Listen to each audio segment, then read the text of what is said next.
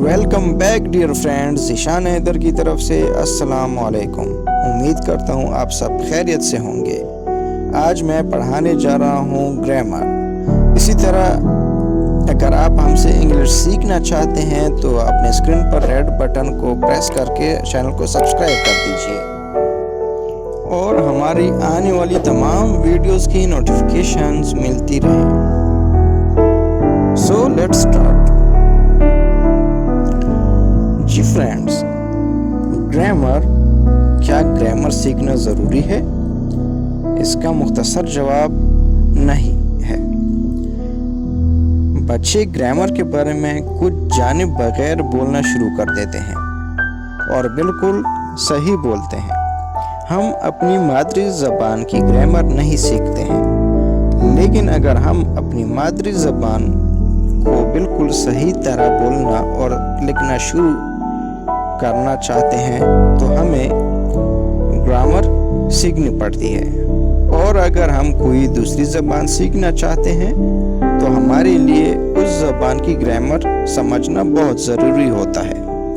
Grammar ایک دوست کی طرح ہوتی ہے جو آپ کو کوئی زبان جلدی اور مؤثر انداز میں سیکھنے میں مدد کرتی ہے۔ یوں تو انگریزی زبان کو جلدی سیکھنے کے لیے اگر ایسا ماحول میسر آ جائے جہاں سب انگریزی بولتے ہیں تو انگریزی جلدی اور صحیح گرامر کے ساتھ مؤثر انداز میں سیکھی جا سکتی ہے، مگر سب کو یہ ماحول ملنا ناممکن ہے۔ تو انگریزی صحیح طرح بولنے اور لکھنے کا واحد راستہ یہ ہے کہ اس کی گرامر سیکھی جائے، یعنی وہ قواعد معلوم کیے جائیں جن کے ذریعے الفاظ کو جوڑ کر معنی خیز جملے بنانے جا سکیں۔ گرامر ان قواعد کی تشریح کرتی ہے جن کے ذریعے الفاظ کو جوڑ کر معنی خیز جملے بنائے جاتے ہیں۔ یہ الفاظ کسی نہ کسی پارٹ آف اسپیچ سے تعلق رکھتے ہیں۔ انگریزی میں پارٹ آف اسپیچ کی 8 کیٹیگریز ہیں۔ ان کے علاوہ آرٹیکلز اور پنکچویشن کو بھی کچھ لوگ پارٹ آف اسپیچ ہی سمجھتے ہیں۔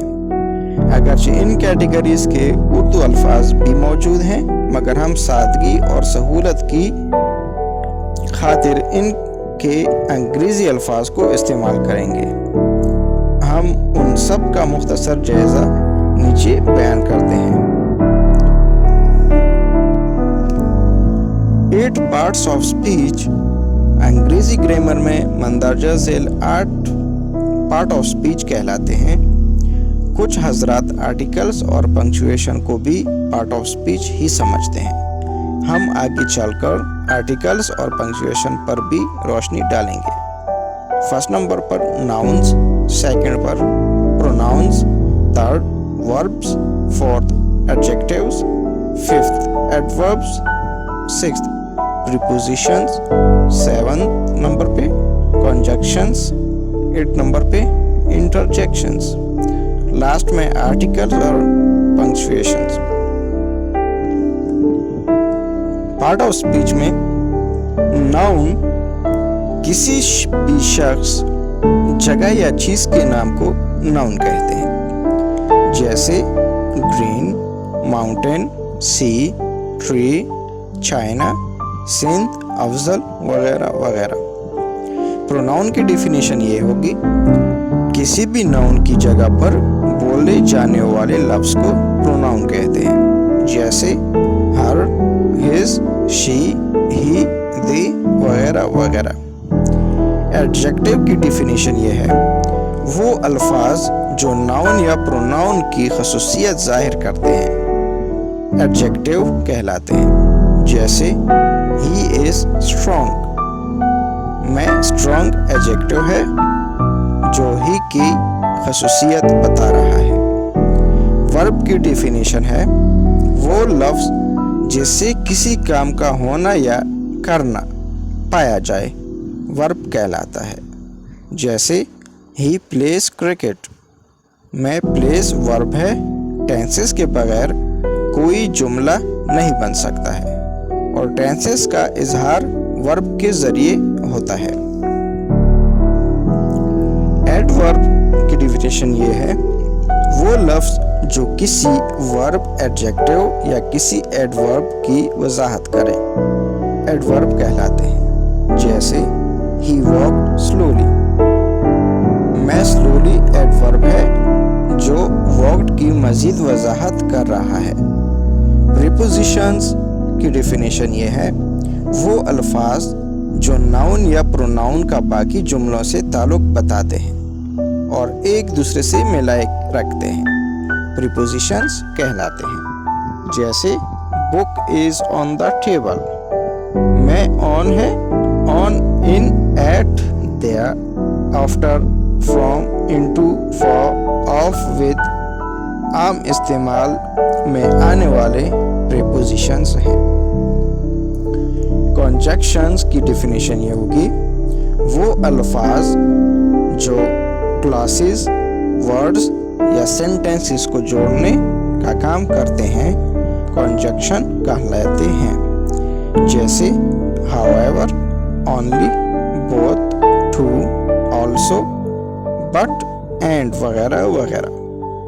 इंटरजेक्शन की डिफिनेशन ये होगी, वो अल्फाज जो दुख, खुशी या किसी अजीब हालत के इजहार के लिए इस्तेमाल होते हैं इंटरजेक्शन कहलाते हैं। जैसे congratulations, well, oh my God या ओ आ वगैरह वगैरह। मंदरजा झेल भी अंग्रेजी ग्रामर का अहम हिस्सा है। आर्टिकल्स अंग्रेजी में एन, ए और द का इस्तेमाल आर्टिकल के तौर पर होता है। ये नाउन या प्रोनाउन की तारीफ या खसूसियत जाहिर करते हैं और नाउन या प्रोनाउन से पहले इस्तेमाल होते हैं। डायरेक्ट एंड इनडायरेक्ट स्पीच, अंग्रेजी लिखने में कभी हम बोलने वाले के अल्फाज को जूं का तूं उसके अल्फाज में लिखते हैं, जिसे डायरेक्ट स्पीच कहा जाता है। दूसरे के अल्फाज अपने अल्फाज में लिखने को इनडायरेक्ट स्पीच कहते हैं। एक्टिव एंड पैसिव वॉइस, अंग्रेजी ज़बान में जब सब्जेक्ट यानी फाइल वर्ब के साथ मुतहरक होता है तो ऐसे जुमले को एक्टिव वॉइस, और जब ऑब्जेक्ट यानी मफऊल वर्ब के साथ मुतहरक होता है तो ऐसे जुमले को पैसिव वॉइस कहते हैं। पंक्चुएशन एंड कैपिटलाइजेशन, अंग्रेजी में फुल स्टॉप, कॉमा या दीगर हालात का इस्तेमाल अल्फाज और जुमलों को समझने में मदद देता है। कौन से हरूफ कैपिटलाइज होते हैं। तो ये थी हमारी आज की क्लास फ्रेंड्स। उम्मीद करता हूँ आप कुछ ग्रामर के पार्ट्स ऑफ स्पीच सीख गए होंगे और अपने साथ साथ प्रैक्टिस कीजिए और चैनल को सब्सक्राइब करें। मिलते हैं नेक्स्ट वीडियो में। अल्लाह हाफिज़।